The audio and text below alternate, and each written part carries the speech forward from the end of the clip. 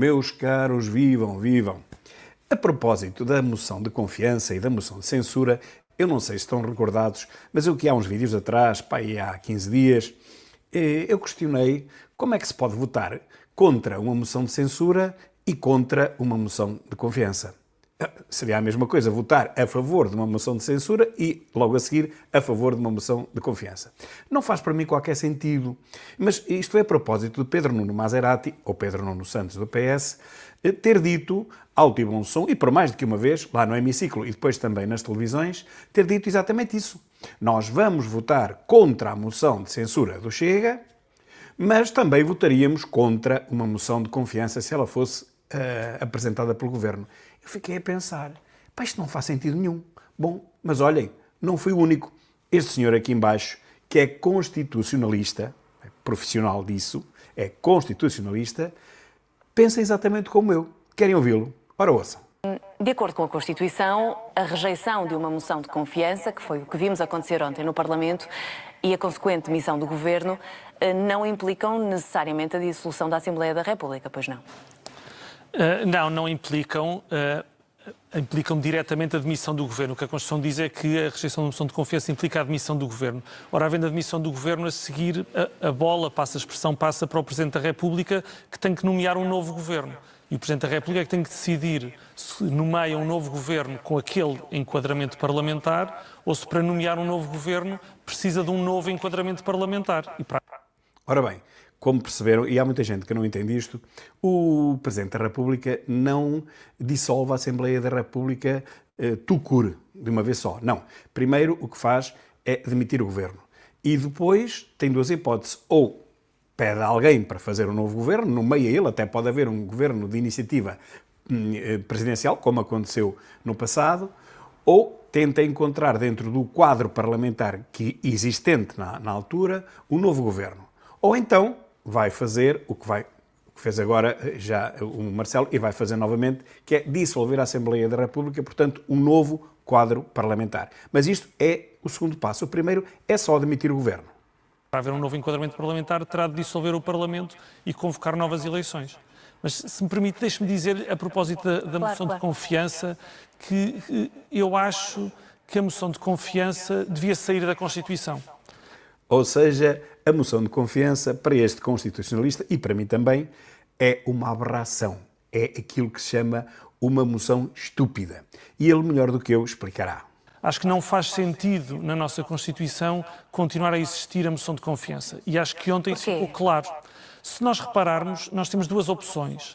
Se o Governo entende que não tem condições políticas para governar, então tem um caminho que a Constituição lhe oferece, que é pedir a demissão. Se o Governo não tem condições para governar, pede a demissão, ok? Pode pedi-la a qualquer momento. Se, pelo contrário, é a oposição maioritária no Parlamento que entende que o Governo não tem condições para poder continuar a governar, então, no âmbito da responsabilidade política, tem um caminho também previsto na Constituição, que é a moção de censura. Se a oposição, mas tem que ser maioritária, acha que este Governo não tem condições, a oposição pede uma moção de censura ao Governo. E se tiver maioria, ganha e o Governo é demitido. Portanto, para que é que serve a moção de confiança? E, portanto, ou é o Governo que se quer demitir e apresenta a sua demissão, ou é a oposição que quer que o Governo se demita e então aprova uma moção de censura. O que a moção de confiança permite é aquilo que de pior a política pode transmitir, o que pior a política pode transmitir. Prestem atenção que ele vai explicar exatamente o que aconteceu. É o pior que a política tem, a moção de confiança. Querem ver porquê? E é decisões em que nenhuma das partes se responsabiliza pela decisão que tomou. Repare que o Governo apresenta a moção de confiança, mas diz que a responsabilidade da demissão é de quem votou contra a moção de confiança. A oposição vota contra a moção de confiança, mas diz que a responsabilidade é do Governo, que apresentou a moção de confiança quando podia não a ter apresentado. Que foi exatamente o que aconteceu. Montenegro apresenta uma moção de confiança e depois diz que a culpa é de quem vota contra.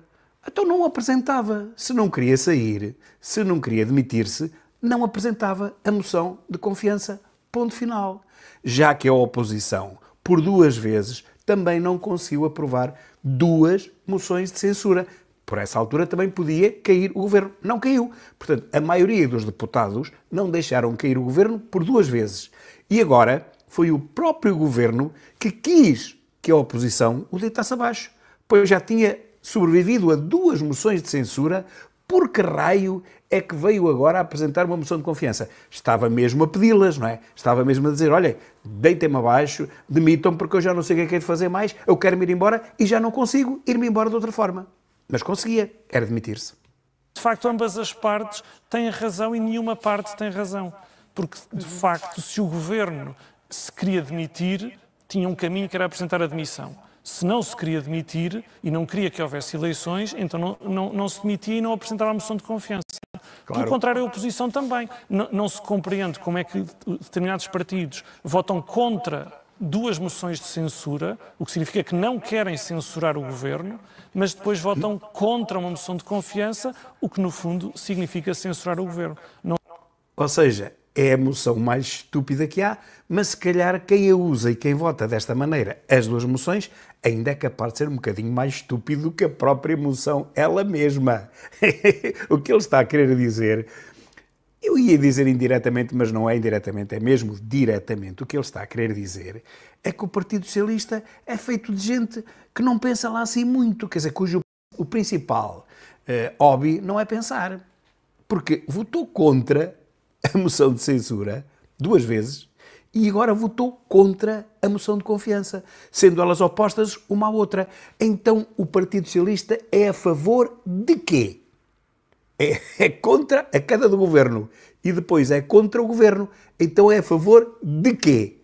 E olhem que, tirando este Constitucionalista, eu nunca tinha ouvido mais ninguém dizer aquilo que eu ando a dizer sei lá, já disse isto várias vezes, já há muitos anos, mas ultimamente, a propósito daquele desarrancanço do Pedro Nuno Santos. Voto contra a moção de censura e voto outra vez contra a outra moção de censura, a segunda do PCP, mas votaria também contra a moção de confiança. Então ele é a favor de quê?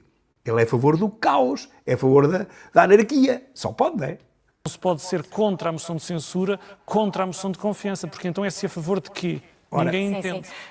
Ninguém entende. Ninguém entende. Pedro Nuno Maserati é a favor de ele ir para o governo. É a única coisa que ele é a favor. Portanto, por 2 vezes votou contra moções de censura e depois votou contra a moção de confiança. Portanto, ele não é a favor de coisíssima nenhuma. Ele nem sabe de que é a favor. É a favor de arranjar um tacho para si e para os seus amigos diretos, isso é óbvio. Outra coisa que também ninguém perguntou, quando se falou, ele falou muito sobre a honestidade de Montenegro, agora eu não estou aqui a desculpá-lo, que eu não sei nada sobre a vida dele, sei o que se fala em Espinho e não é o melhor, mas também já sabe que santos da casa não fazem milagres, mas o que ninguém perguntou ao Pedro Nuno Maserati foi, ó senhor deputado, o senhor está aqui a levantar dúvidas e mesmo a acusar de falta de ética, falta de honestidade, o Montenegro. Muito bem, e provavelmente até tem razão. Mas olha, o senhor recorda-se que durante vários anos o senhor recebeu milhares de euros, penso que chegou a 200 mil euros, ou andou perto disso, de deslocações de sua casa em São João da Madeira para Lisboa, quando afinal o senhor vivia em Lisboa. E ia a São João da Madeira esporadicamente. O senhor morava em Lisboa, tinha casa em Lisboa. O senhor recorda-se disso? E o senhor nunca devolveu esse dinheiro. São 200 e tal mil euros. Olha, é mais ou menos a avença desta última gasolineira, não é? Que aquele senhor de Braga entregou, pagou à firma de Montenegro. Foi exatamente a mesma coisa. E não é que ninguém naquele Parlamento se lembrou de perguntar isso a Pedro Nuno Maserati? Pois olha, eu lembrei-me, mas infelizmente não tive a ocasião de lhe perguntar. Um grande abraço e até amanhã com moção de censura ou sem ela. Obrigado.